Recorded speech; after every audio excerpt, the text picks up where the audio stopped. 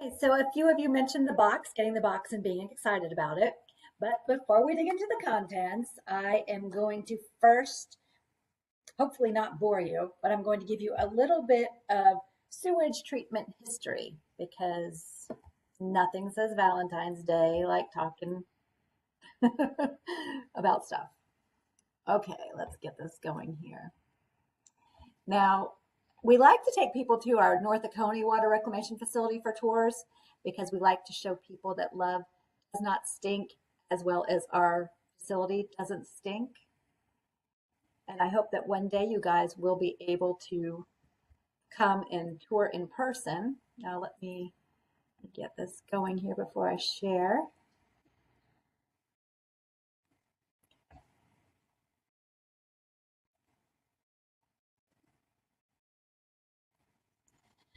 So a little bit of the background of why we have water treatment. Many of you may have heard of this before, but in 1969, the Cuyahoga River in Ohio caught fire. This was not the first time this river caught on fire. It was about the 12th, 13th time. The pictures that you're looking at aren't even from that fire of 1969. They were from 1952. But because this river caught on fire so frequently, nobody bothered to take a picture that we have available to us. At that time, Time magazine put an article about this fire into their magazine. And I suppose this was a very fortunate situation. Ted Kennedy happened to have run off the road into a river with a young lady in his car about that same time, and that was on the cover of Time magazine. Many people wanted to read that magazine, that particular issue, so they purchased it, and inside was also the article about this river catching on fire. And many people saw it, and it got people a little bit up in arms. This eventually led to the creation of the Environmental Protection Agency by President Nixon, and then that was in 1970. In 1972, the Clean Water Act was put into place. And with that Clean Water Act, it's let people know that they could no longer put raw sewage straight into a waterway, which I find fascinating because I was alive when people could just dump raw sewage straight into a river, which is amazing that that was only in 1972 that stopped. Go to our next picture here.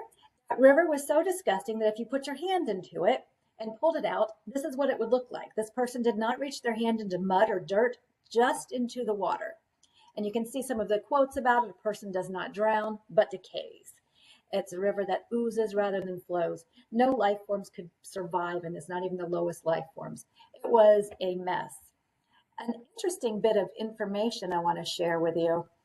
Last year on our tour, we happened to have a couple from Ohio join us, and they private messaged me and let me know that, I'm going to read this to you, that this person knows a lot about this river fire because his dad was responsible for much of the fire. What were the chances that somebody responsible for this fire would join us for a romantic Valentine's Day tour? I found that to be absolutely amazing. He said that his father was the general foreman at Republic Steel and was in charge of the lines that broke, spilling flammable liquids on the water that were ignited by a slag car passing over the river on a bridge. He can tell me about the Ohio EPA. Let's see here. He did say that Burning Pete Miller became his dad's nickname as a result of this fire. Now, this fire was not, while it was bad and it was terrible that the water looked so disgusting and that it was so polluted, that sparked a change.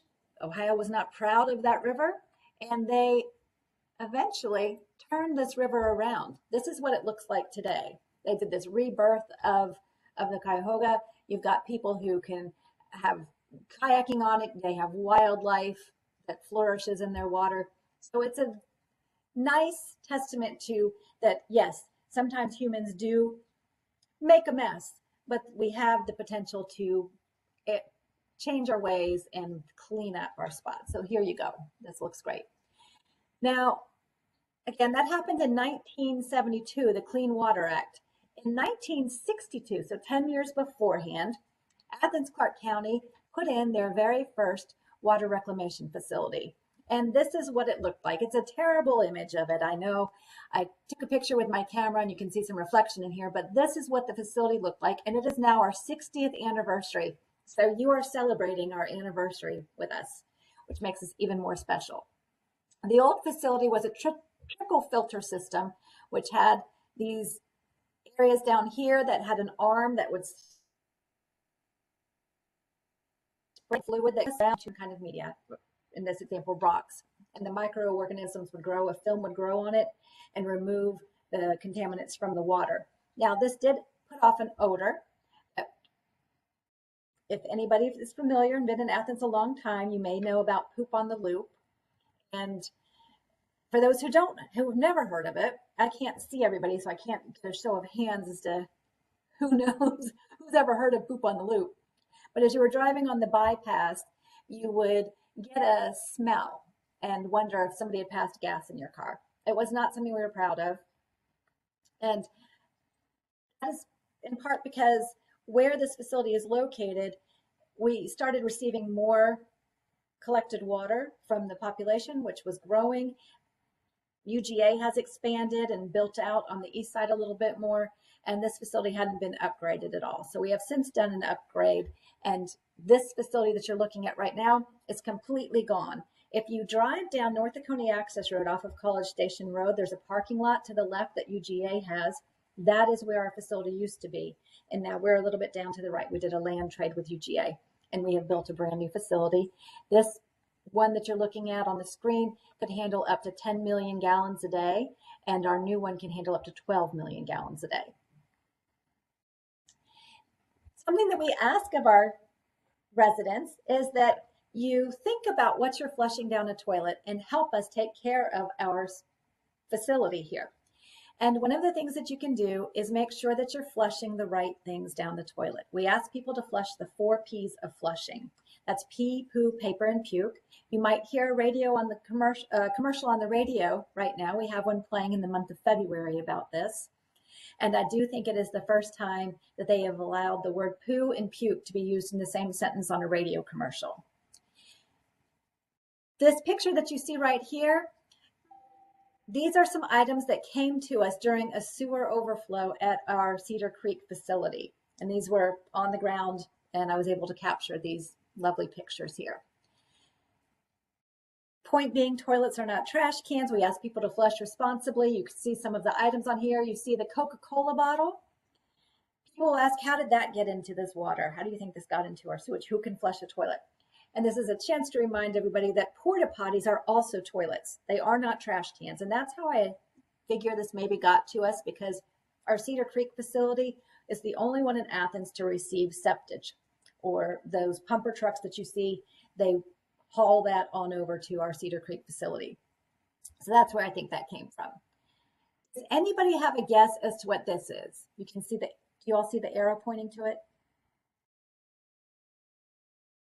Anybody have a guess as to what that might be? Just shout it out. Oh my gosh, who said that? Matt. All right, very good. Yes, we rarely have anybody guess that correctly. Fat, yes, fats, oils, and grease. Fats, oils, and grease come to us, and you wouldn't expect it to look like this, but they really do solidify into something that's like a rock or concrete. It'll happen in our sewer pipes, and we'll have to send our trucks out. They have one truck that's a rotor-rooter that will go and drill through it, another truck that will vacuum it out, and another truck that comes behind and flushes it. In fact, we do that before every home game in downtown Athens. We will send out our crews to clean those sewer lines of any fats, oils, and grease, because those restaurants downtown are older locations, so their grease traps may not catch things as well as we'd like them to. So some of this gets into the water and into our pipes. And you at home can help us by making sure you keep fats, oils, and grease out of your drains. And that could be from bacon grease to frying a turkey. Don't pour the oil down the drain, or even peanut butter or sour cream. You want to put that into the trash can or wipe it off with a paper towel. Let your dog lick it out instead of putting it into the drain. And what does it look like if you put it down the drain? Well, here are some examples of fog clogs. And As you might imagine, these also have a horrendous smell that comes along with them. So fats, oils, and grease, we call it fog. Recycle your grease. You can recycle it at the oils. At Charm, we also have recycling containers at our North Oconee and Middle Oconee facilities. So if you can collect it in a old coffee can or some type of can like that, you can bring it to any of those locations and drop it off. And it gets transformed into biodiesel. So you're helping to put it to use, recycle it. Here's another example of fats, oils, and grease. This is at our Middle Oconee facility. So you see this big chunk, it looks like a rock. And all of this has to be removed, scraped out, scooped out, and taken to the landfill. Now here's another problem that we have happen with us. We get a good bit of flushable wipes coming our way. And when those wipes get tangled into a glob, they can clog both the sewer lines as well as our equipment at our facility. And I know that wipes say flushable wipes, but they don't break down in the system and they cause this issue for us here. We recently had our largest mop head, we'll call it a mop head because it looks a little bit like a mop head. This is what arrived at our Middle Oconee facility. It was 1.5 feet tall, 2.5 feet wide, and 3 feet long. It weighed about 900 pounds, which is the size or weight of a grizzly bear. And our guys had to get in to the screen where this hunk of junk was collecting and physically remove that. They had to get down there wearing waders, goggles, and impenetrable gloves because there are hypodermic needles sticking out of this thing. And the mechanical hoist lifted up and out of there. You can see a child's toothbrush. So if anybody knows someone who lost a toothbrush, we've got it. Face masks are another problem that we've been seeing. Here's a dental flosser, and then here is that one of the hypodermic needles sticking out. Since COVID has hit, we have seen a great increase in these items coming to us, the wipes and the gloves and face masks. And I think in part this with people using disinfectant wipes in their house, and we had a toilet paper shortage. So I think people maybe resorted to the baby wipes, flushable wipes, and got into the habit here. So this is a little bit of the stuff that we have coming our way. And, oh, I was going to tell you, so they used to remove this from the equipment about every 6 months. They've never had a mop head the size of this one, but that was about every 6 months they would remove a sizable amount. Now they're having to remove items every single week. So spread the word, tell people about the 4 P's of flushing, only pee, poo, paper, and puke. And we're going to share a little video with you here about something we saw in our sewer pipe.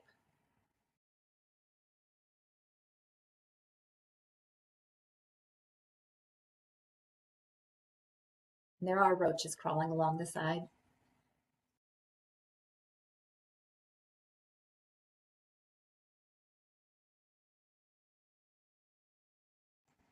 Now we're not sure what that was. Never quite figured that one out. But the point is, watch what you're putting down your toilet. See if I can get it to move forward. And we're asking everybody to be a sewer hero. You can find that video on our YouTube channel, Lily Amphibian, and share that with others. All right, that's the end of our slideshow for the moment. Thank you for sitting through our brief history.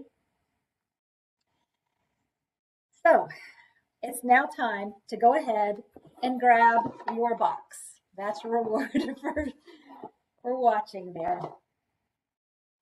Now, before you open it and look in it, we're going to set a timer for 1 minute. So everybody has a minute to go through, see what's inside, and then we'll come back and discuss.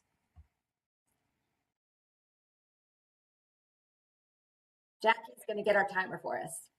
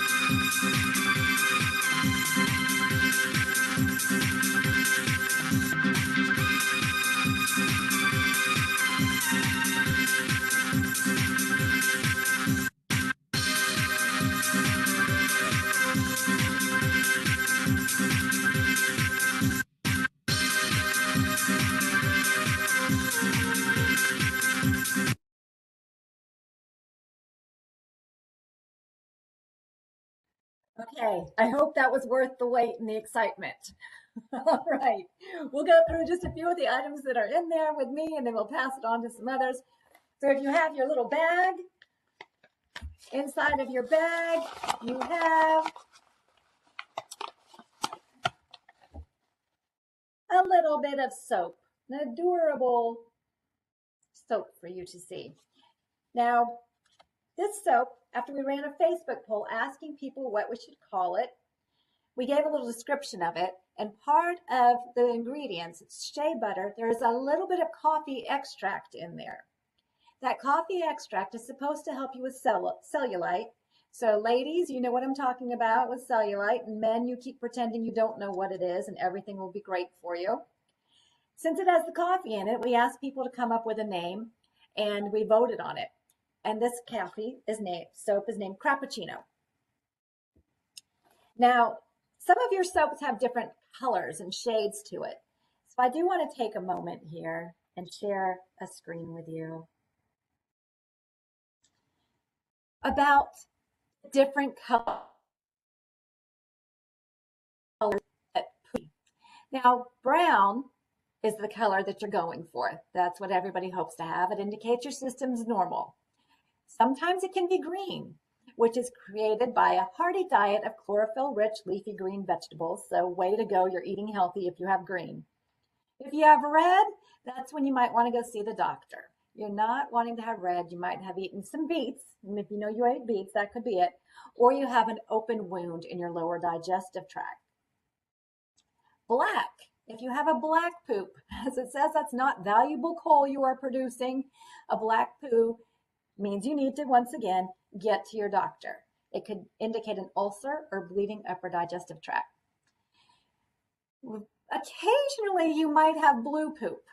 There is something in your bag we'll discuss later that could produce this for you as a little parting gift that comes up later after our tour. It's normally from an excessive amount of Smurf-hued food coloring. Yellow is often a sign of giardia. So again, important to pay attention to your poop. You might want to get to the doctor. Or if you're pooping off white, you have either just enjoyed a delicious barium shake or your liver's on the fritz. Again, get to the doctor.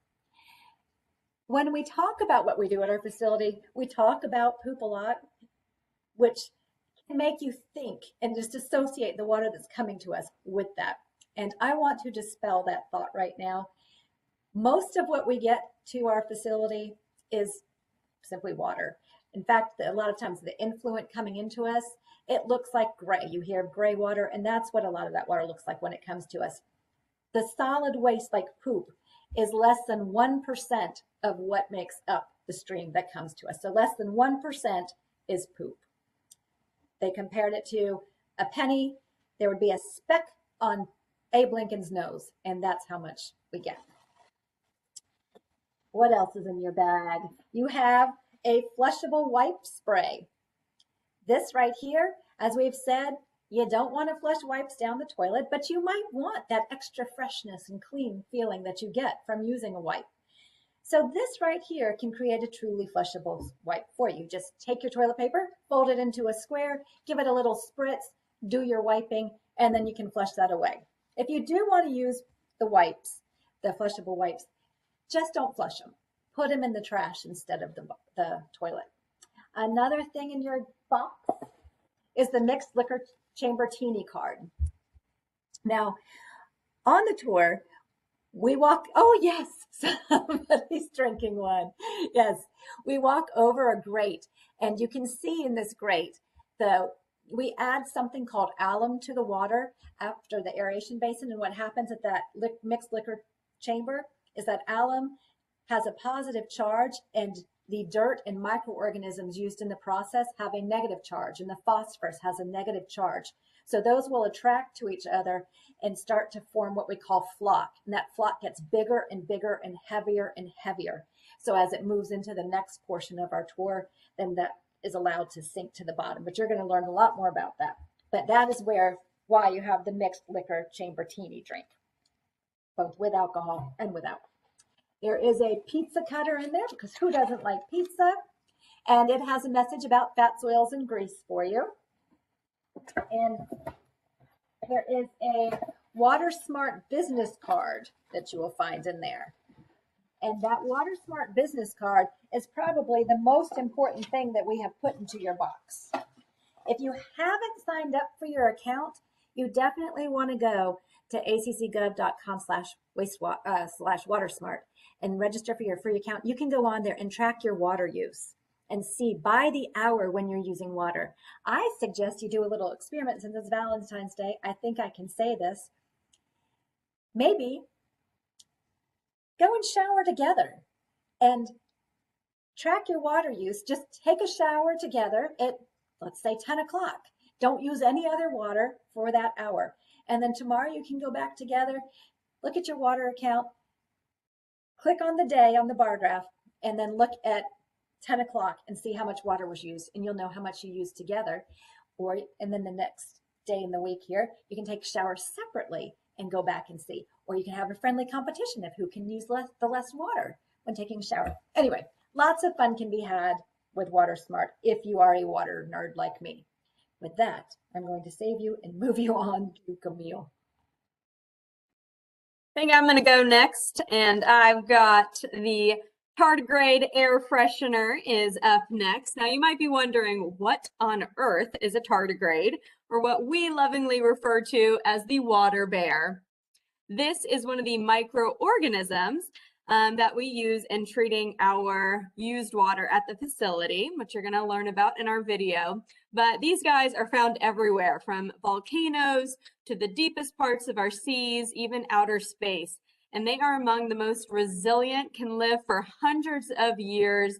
They can survive even in various temperatures, survive dehydration, starvation. So we love these guys and appreciate everything they do to treat our water. And if you ever need some inspiration on what to write on a Valentine's Day card, think of the tardigrade and write, "My love for you is like a tardigrade. It'll never die." So keep that one in your back pocket. Next up, you also have a jar opener. So as Lori had mentioned, fats, oils, and greases are such a problem for us. So this is a friendly reminder to not pour them down the drain. And you can show off those strong muscles by using this to open up a jar for your loved one. We also have a chip clip in your bag, again with that fog reminder. So don't put fats, oils, and grease down the drain. And it's pretty handy. It's also got a magnet on the back, so you can use it when you don't have chips in the house. You can use it maybe to clip a picture of your loved one and hang it on the fridge. We also have some fortune cookies. So to satisfy your sweet tooth, we have a blueberry and vanilla fortune cookie for you with a special water message inside. And don't be alarmed after this one, your mouth and maybe your poop will be blue. And lastly, for my section of goodies, we've got some stickers you can use, decorate maybe a reusable water bottle. And I'll pass it on to Camille to finish up the items. All right, so y'all probably have a few things left, one of them being homemade poopery.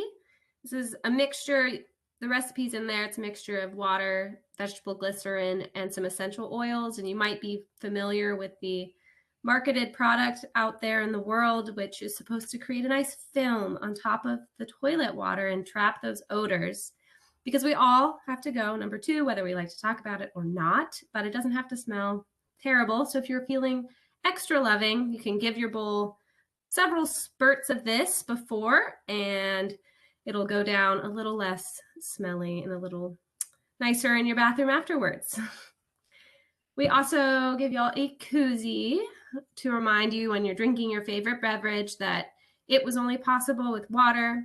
We need water for beer and wine and everything that we ever grow and create. So a nice reminder there. And the back has hashtag Imagine a Day Without Water, which is an annual day where we support all things water, which is vital to our daily lives. Y'all also got 2 different tote bags. One has our 4 P's of flushing, which we already talked about a little. It's nice and small. I use this to keep some extra bags, other tote bags in, or I think Laura uses hers with extra toilet paper rolls to recycle those. And you also got the I experienced multiple organisms bag. This and the 4 Ps bag are sure to be a great conversation starter on your next grocery trip. Lastly, we've got some toilet tablets in there. When you open it up, this little pouch has 2 small blue dye tablets. You can pop those in the tank, so that back part of your toilet. And 10 to 15 minutes later, if there's blue in the bowl, you might have a silent leak that you haven't yet realized. You can also use food coloring, but be sure to flush afterwards as it can stain the toilet tank. It gives you some other information on how to fix it. The leaks in our household are the top water waster, and we want to help you guys save water and money. With that, I know there's some candy and a little extra goodies in there, so we hope you guys enjoyed your boxes and the suspense built. And I'll now pass it back to Jackie, and we're going to enjoy some video. Awesome. Thank you, Camille. So I'm going to share my screen. We're going to start with some commercials to get y'all in the mood, and then we will move on to the main event, which is the tour video. And then we'll gather back here at the end to be able to answer any of the questions that y'all have from these videos.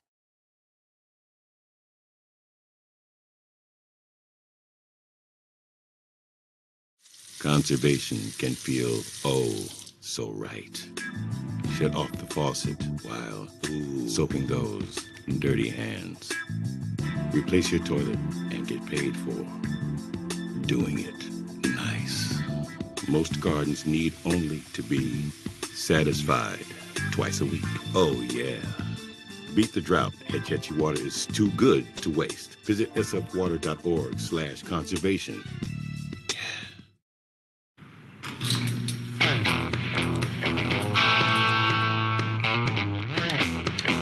There's nothing sexier than saving water. Find your mandatory watering schedule at changeyourclock.com.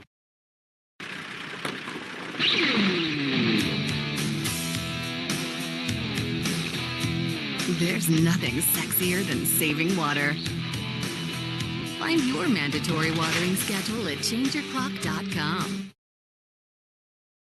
Whether you're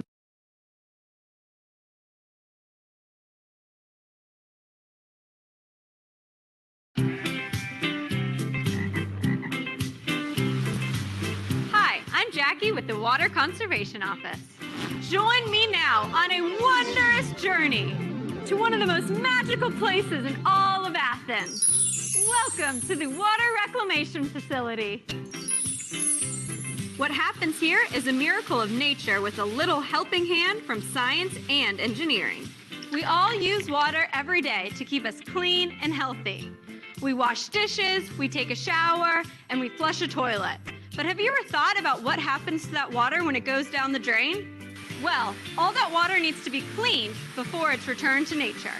Athens has 3 water reclamation facilities where we turn collected water, like this, into reclaimed water, like this. It takes a lot of steps, some serious machinery, and an army of little tiny workers to transform our used water. Let's take a closer look at how that magic happens. The water flushed from homes, buildings, and businesses throughout Athens travels through our sanitary sewer system and arrives at the influent pumps. The pumps force the water up to higher elevation at this building called headworks. And from there, we let gravity do the work to move our collected water through the rest of the process. Yeah, gravity! Ah! At the Headworks building, the collected water moves past a band screen to remove all kinds of floating solid debris. No, not the solids you were thinking about, but plastics, trash, and other items that could damage the machinery. This trash is removed from the water, ground up, compacted, and dumped in a collection box. So, look at this and think about what you put down the toilet. Next, the water moves into a grit removal system. Here, simple laws of physics are used to remove heavier solids like gravel and sand and grit. When the collection boxes are full, they are trucked to the landfill. Fun fact, the Headworks building can get a little smelly. To reduce that unpleasant odor, we pull in the air through overhead pipes and filter it through activated carbon, so the folks that work here, as well as our neighbors, don't have to breathe stink all day.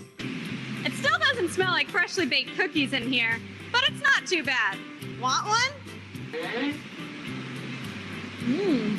The screenings done at the Headworks are very effective and remove almost 50% of pollutants, but we still have a lot of cleaning to do. For this next step, we harness the power of nature's hungriest little buggers to help us clean our water. But first, a drop quiz, just to see if you're keeping up. Can the water collected from our homes, buildings, and businesses ever be used again? A, no. The water we collect from homes, buildings, and businesses magically disappears. B, no. The water we collect can never be used again because it is too dirty. C, yes, but the water we collect can only be used in swimming pools for mutant alligators. D, yes, the water we collect can be recycled and used again after thorough water treatments have been performed. Pause now to discuss. Okay, ready?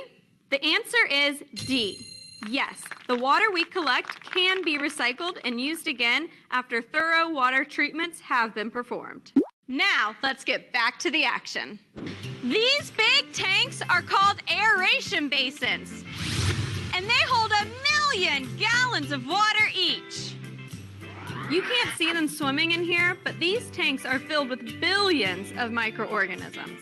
The same microorganisms we use for reclaiming water are found in nature. They live in our lakes, creeks, and streams, and they feed in those environments. But here at the Water Reclamation Facility, we've set up an all-you-can-eat buffet. There's some serious bioscience going on in here, but basically what's happening is we're creating an environment where bacteria or microscopic little bugs eat away all the compounds and other stuff we don't want in the water. By controlling the oxygen in these tanks, we stimulate the bacteria, rotifers, protozoans, water bears, and other organisms to feed and reproduce. Through this biological process, the microorganisms help to clean our water just as they do in nature. When you have the right quantity of decomposers for the right purpose, these microorganisms are very beneficial. We want to keep things like ammonia, phosphorus, and nitrogen out of our water sources, and these hungry little helpers make that happen. Once the bugs have done their job, it's time to remove them from the water.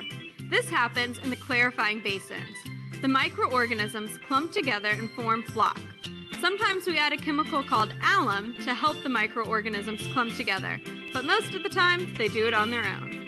As the flock becomes heavier, it sinks to the bottom of the basin. At the top of the clarifying basin, we have clear water. And in the bottom of the basin is the collected flock called sludge. It's kind of like this salad dressing. When it's all stirred up, the herbs and spices are mixed evenly throughout the liquid. Once we let the dressing sit for a while, all that solid material sinks to the bottom. That's basically what's happening in this big tank. The solid material, called sludge, sinks to the bottom. The sludge is then scraped from the bottom with a huge, slowly spinning mechanism. This sludge contains our useful bacteria, so sometimes we return it to the aeration basins to feed again. Other times, this sludge is headed here to the dewatering building. Whoa, let's put the brakes on right there because it's time for another drop quiz. Which of these statements about microorganisms is false? A, microorganisms are living organisms that are so small you need a microscope to see them. B, microorganisms can be beneficial to a water reclamation facility. C, microorganisms were created using microchip technology. D, microorganisms can be found naturally in lakes, creeks, and streams. Pause now to discuss. Okay, ready? The answer is C. Microorganisms are not created using microchip technology. And now, back to the water reclamation facility. In the dewatering building, the sludge from the clarifying basins enters a centrifuge. A what? Similar to how a washing machine on the rinse cycle spins around to remove water from your clothes, the centrifuge spins the sludge at high speeds to remove the water. The dried material that comes out is called biosolids. From here, the biosolids can be transported to an area at the landfill where they are mixed with leaf and limb material to generate compost that can be used as fertilizer to help plants and trees grow. After the clarifying basins, our water moves to the final stage in the treatment process, and it's pretty intense. We're talking ultraviolet light disinfection. Whoa! You can't see them, but inside these channels are rows of super powerful UV light bulbs. UV stands for ultraviolet. This strong ultraviolet light penetrates the cell wall of any remaining organisms, destroying its ability to reproduce. All along the treatment process, we grab samples of the water and perform numerous tests every day in our lab to be sure the water meets the standards set by our state and federal government. Once we know the water is free from harmful bacteria and viruses, it's ready to return to nature. After UV treatment, our water flows over a series of steps. This movement adds oxygen back to the water. From the steps, the water travels through a long pipe and is returned to the river, where it continues along the never-ending water cycle. The treatments we've performed to recycle this water have made it safe for the environment, and that is a beautiful thing. Now that you've seen all the work it takes to recycle our water, we need your help to make the job easier and protect our treatment system. The number one thing is to never throw trash in the toilet, because this is what happens. Ugh. Take a good look, because this nightmare is known in the water biz as a mop head, and that's the nicest thing you could call it. It's a huge, heavy blob of trash, wipes, paper towels, rags, and other junk that gums up our equipment and clogs our pipes. Yuck! No one wants to see this, no one can forget it, but it can be easily avoided. Just remember the 4 P's of flushing. Only pee, poo, paper, and puke should go down the toilet. Let me repeat that in slow motion.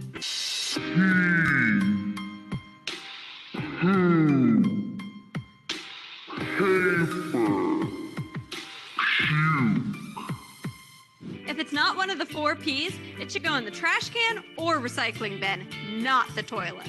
Time for one more drop quiz. Yes or no? Should you ever flush flushable wipes down the toilet? Pause now to discuss. Okay, ready? No, it doesn't start with a P. All wipes, be it baby wipes, disinfecting wipes, and even flushable wipes, are not flushable.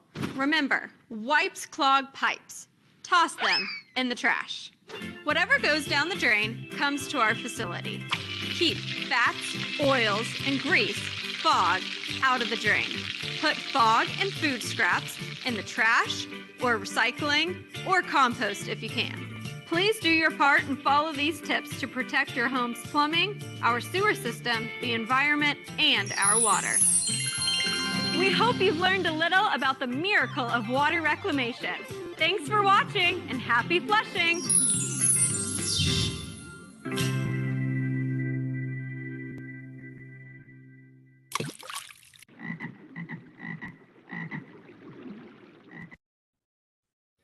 We hope you enjoyed that virtual tour of one of our 3 water reclamation facilities. And as you may have noticed in the overview, even the 3 facilities in Athens all look a little different. And these can change across the country based on regulations and what they need to comply with.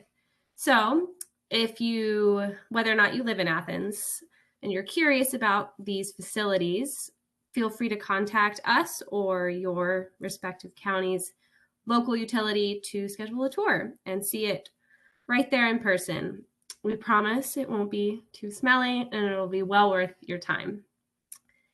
At this time, we'd like to, yes, Jackie. I was just going to say that we are doing in-person tours again. So if anyone is interested, even, if you'd like to just do a small group, just contact me and I'd be happy to take you and whoever you'd like on a tour to see one of the facilities.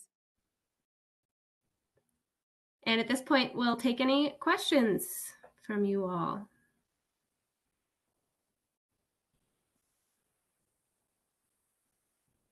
So, Agreed. Sherry and I live in a part of the county which does not currently have sewer service. So we have to rely, after several years, to have a honey wagon come, which is what they call the tank system that comes and pumps out the septic system. Now, I've lived in this county for 30 years now, so my durability is proven. But we live on the north side of the county, so off of Nowhere Road.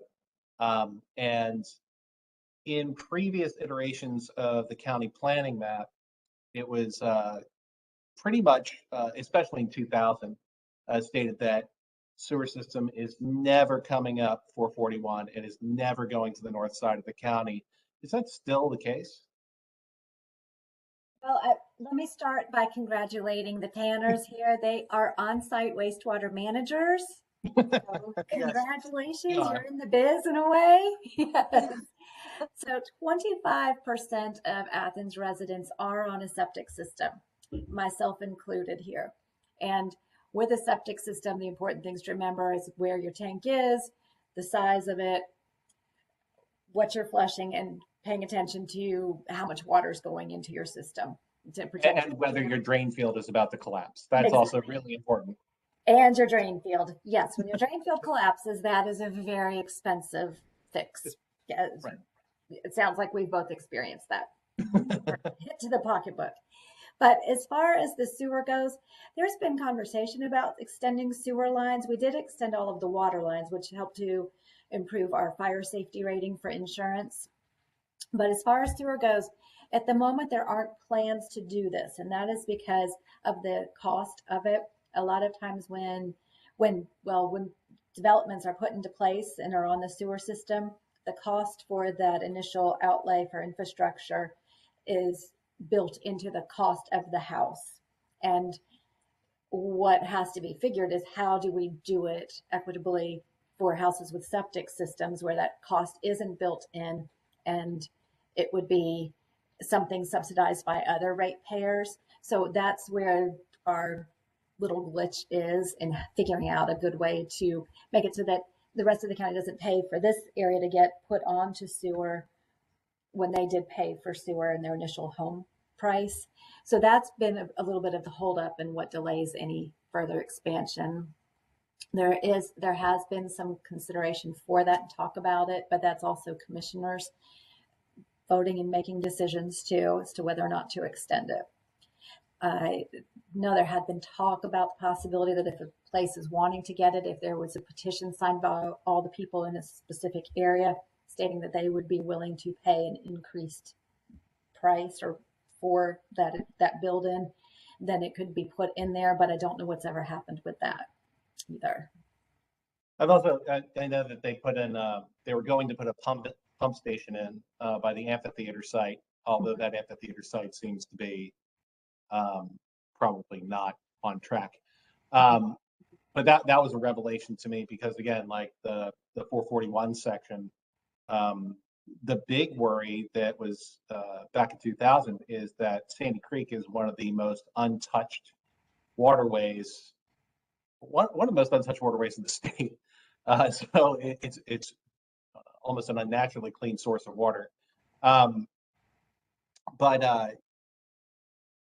I was wondering if the environmental concerns of impact are still as prevalent today as they were two decades ago.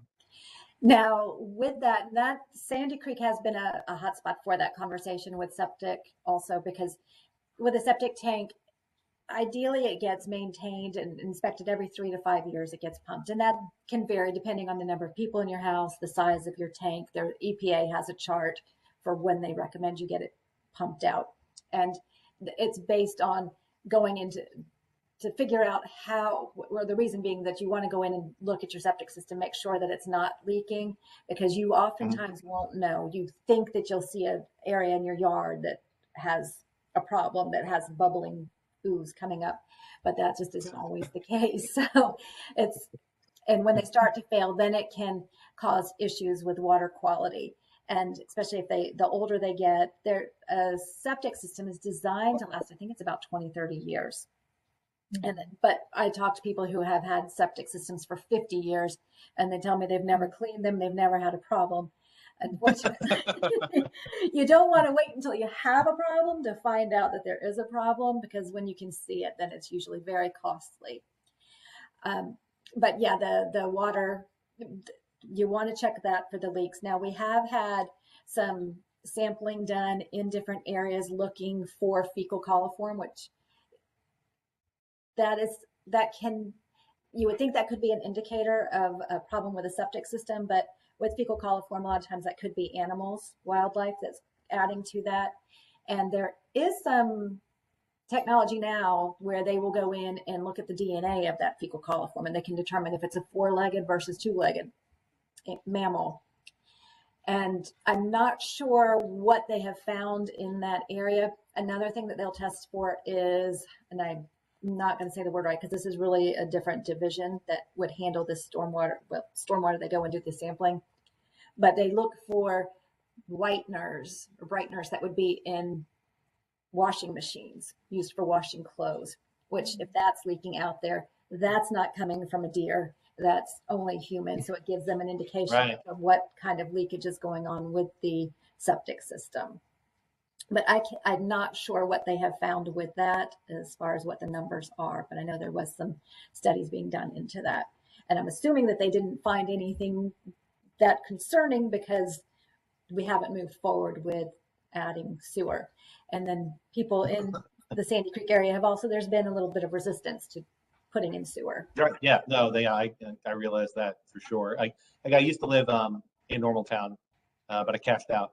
So, I was definitely a faithful consumer of your services. So, well, thank you. Looking forward to tying back in the future someday. Yes, you don't realize it, but you are still a user of our services because chances are Yeah. wagon pumped it and took it. Yeah, it's coming back to you. Yeah. Our Cedar Creek facility is our smallest of the three facilities. It's down at the end of where Whit Davis dead ends and the Barnett Shoals, down that way. And that is the smallest, and it collects up to 4 million gallons of this water a day. And it's the only one that has received septage, and that's from surrounding counties too. There's really fewer places that will accept septage. So we do take that. Very cool. It's nice to know where my truck ended up. That's great. Yes. Yeah, it ended up not too far. Yes. I see a question asking if we know anything about the antibiotic resistant bacteria gene that has been discovered in Georgia sewer systems. Is it being removed with those little microbial helpers? I did hear about that on the radio, and I haven't looked into it much further other than I was curious as to where it was found, which was not Athens, not where that study was. And I don't know much more about it. So I'm hesitant to say anything else. I do know that we have had Dr. Erin Lip over at UGA. She has been sampling our water for the COVID testing. So they will pull samples from, I believe, all three of our facilities and along the sewer trunk line and get a count for what is happening. It's a good indicator of what's happening with the COVID. If we should be expecting an increase, it can be predicted based on what's coming to the water reclamation facility ahead of time. So, but I don't know much more to be able to speak to that. But it's a good question. And I don't know. Again, Erin Lip is the professor at UGA. You can Google her and find her webpage, which gives you the findings that she's coming up with the COVID, but she might have more information about that. And along with that COVID, I do want to give a plug out for our operators that work at the facilities. We have to have somebody on site 365 days a year, 24 hours a day, 7 days a week, because if something goes wrong at our plant, we need to know right away. We think about our drinking water treatment. If God forbid we have a problem with that facility over there, we could tell you to go buy some bottled water. If something happens with our water reclamation facility and that water does not get treated right, then it goes straight into the river goes into there, and if we are not able to stop it ahead of time, then we can damage the environment, the wildlife, and the community downstream. So what they do is very important, unsung heroes, and they've been working throughout this pandemic. So when the pandemic started, everybody's told to shelter in place, stay at home. Our teams were out there, our crews were out there every day from day one of the pandemic, not knowing what the risk was to them from the COVID, if there was any possibility of transmission through the wastewater. So we really appreciate and value the work they do. So just a little plug for them.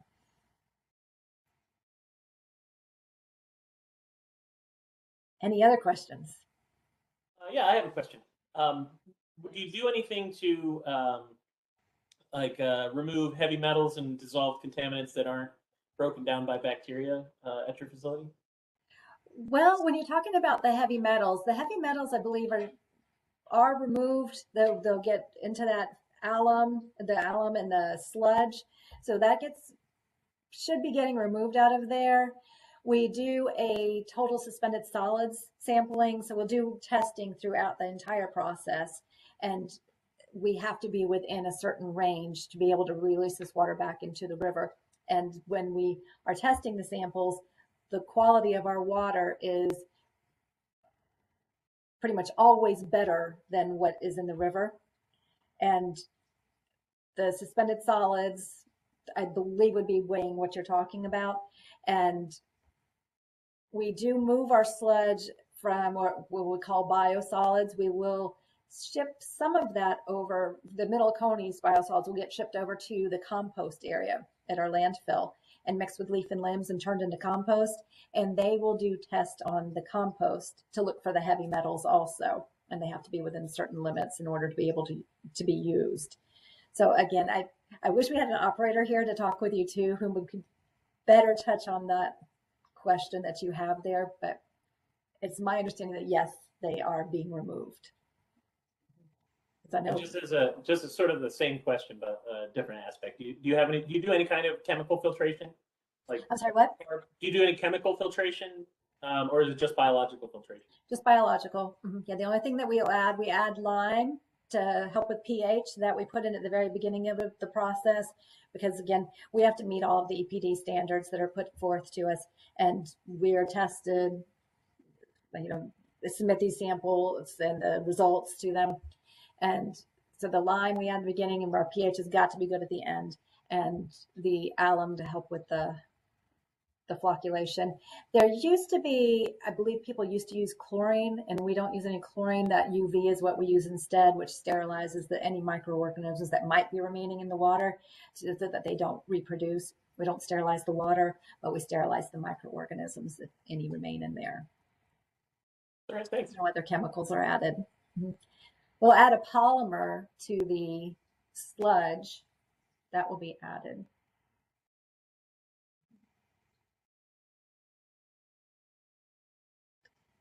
And another thing too, I do want to point out, when we're talking about taking care of the pipes and the sewer and what you're flushing down the toilet and everything that's talking about, the EPD, our regulations, if we exceed and go over something, there's a possibility that we could be fined. If you go over too many times, they will fine you. And it's really important to us to not exceed those regulations because, for one, most importantly, we want to protect our environment and our water source. Two, we don't want to be fined. If we're fined, the only way, guess how? We pay for fines. Do you know how we pay for fines? Exactly. Yes, our ratepayers. The only way, we're an enterprise fund, so anything that is paid for, repairs done, comes from our customers. And we want to keep rates as low and as affordable as possible for our customers. And so that's where we ask people to help us take care of the water to keep it as low as we possibly can. And if we were to have fines and be paying for that with our ratepayer money, we imagine that you wouldn't be very happy with us and would call commissioners. And so we try to avoid that. So many reasons.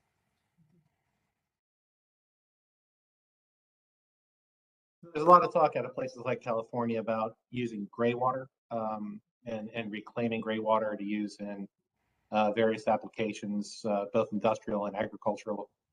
Is there a program in Athens-Clarke County using gray water? I'm glad you asked about that. Now, gray water, There's some plumbing codes that come into play there that limit our ability to incorporate gray water in Athens, but we are looking at recycled water, and the purple pipes are being installed. So when you're looking out there, pipes underground or infrastructure, we have our blue pipes for water, we'll have some brown or green pipes represent sewer, and then now we're putting in purple pipes. And we call ourselves a water reclamation facility. Oftentimes people would refer to these as wastewater treatment plants or sewage treatment. And the naming has changed, gone through a little bit of a change, because number one, we don't waste any water. We don't add waste to our water. All we do is remove waste. We don't make wastewater. We don't produce water. All we do is produce clean water. And our finished product is very clean. As I've mentioned, it's cleaner than what's in the river.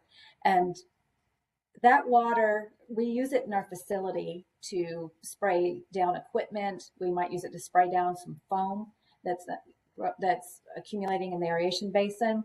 And we use that instead because it doesn't need to be drinking water standard. Our drinking water is very high quality. We'll add some fluoride to it to protect teeth. And so we don't need that kind of water. So we just use that, which is less expensive. And that water can be sent out to, we're looking to send it to the industrial park over in the Olympic Drive area, because they could use it in their cooling towers, because they don't need drinking water to keep the air conditioning going. So that's our plan, we're installing purple pipes when we can, as construction's being done along the Firefly Trail and such. We're installing that. We're also working with UGA to put in the purple pipes and get recycled water over to them too. They've been very interested. And somebody on the tour this Sunday asked, why don't you just put a pipe in directly to your drinking water? Instead of sending it to the river, why don't you just put it over there? And I was so happy to hear that, because that's really where I think the country is moving. There's a lot of places in California, Texas, Florida is doing this, some places in North Carolina, where they're taking that effluent and sending it directly to their reservoir, and it's being mixed in with the water and then pulled out and treated to drinking water standards. And we are not making any new water. When we're sending out clean water, we're only sending water that we're taking and cleaning. We're not producing new hydrogen and oxygen bonds. So all water is recycled, and why not keep it here in Athens? So we hope down the line, as you can imagine too, that's a lot of expense for that infrastructure to be added in. So again, piece by piece, we're going to start forward thinking there. But very good question about that.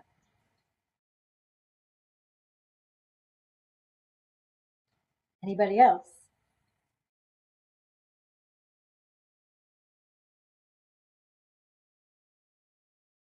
I'll give you a moment to think, see if you think of some other questions. I want to share a video that features our Christina Watson, who is joining us today. We had a waterworks photo contest where we asked people to submit pictures of themselves with a glass of water.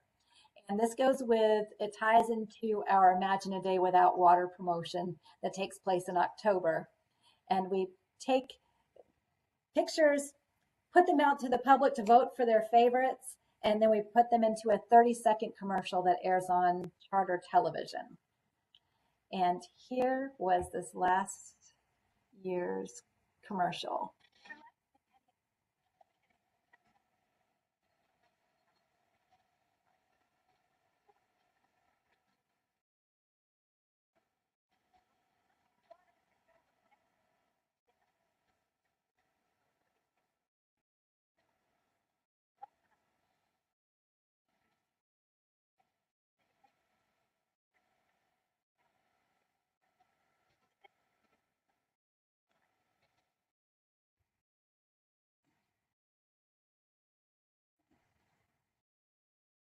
Thank you, Christina, for participating in our Waterworks photo contest. You saw her toasting the glass. Raise your glass.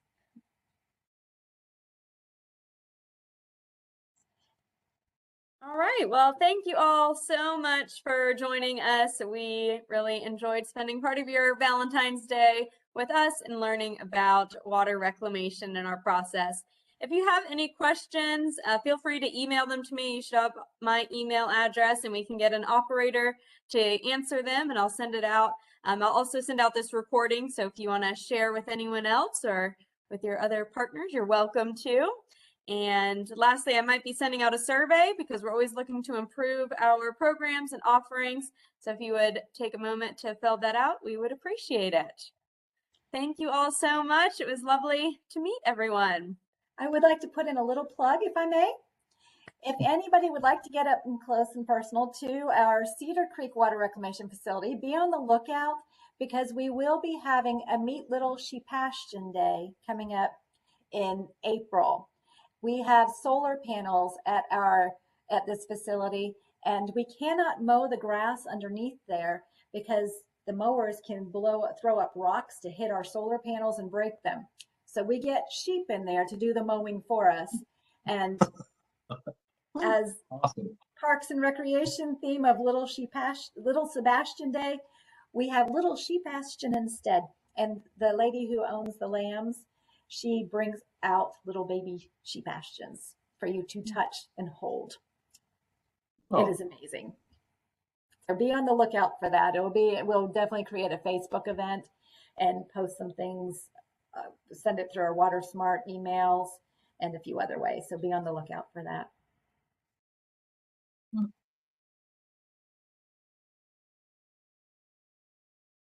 Thanks a lot. Thank you. Yeah, Thank this you was fun. guys. Thank you so much. It was great. Thank you. Thank you. Happy Valentine's Day. You too. You too. Bye. Same to you. Bye. Thank you.